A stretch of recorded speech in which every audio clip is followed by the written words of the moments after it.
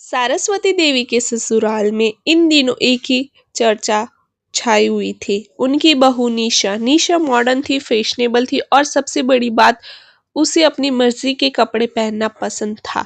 वैसे तो वह घर में साड़ी चोली पहनती थी, पर उसकी बहुत ही गंदी आदत थी। नहाने के बाद एकदम छोटे कपड़े में घर में घूमती थी, जो कि घर वालों को पसंद नहीं था और पूरे मोहल्ले में बस उसी की चर्चा हो रही थी। और क्यों ना हो, वो इतनी सुंदर थी, मॉडर्न थी, फैशनेबल थी और अपनी अदा से सबको घायल कर देती थी।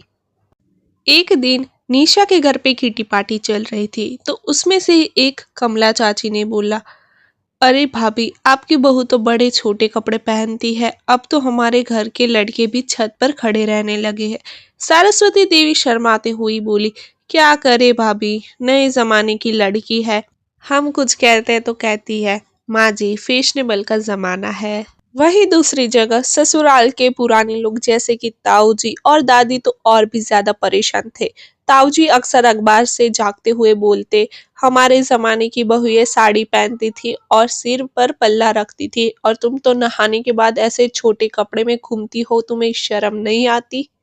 निशा गुस्सा होकर वहां से चली गई और अपने पति राहुल के पास आकर कहती है, तुम्हारे ताऊजी मुझे हर रोज ताना मारते हैं, मैं तो थक गई हूँ। वैसे असल में निशा खाली दिखावा करती है प्यार का, कि मैं तुमसे प्यार करती हूँ, पर निशा का प्यार असल में राहुल के छोटे भाई शेखर के लिए था। वहीं राहुल ने कहा, आज मुझे काम से बाहर जाना है, तो मैं कल रात को वापस आऊंगा। वहीं मनोमन निशा खुश हो जाती है और सोचने लगती है, चलो आज एक रात मुझे शेखर के साथ बिताने मिलेगा। रात होने का इंतजार करती है और मनोमन खुश होती है।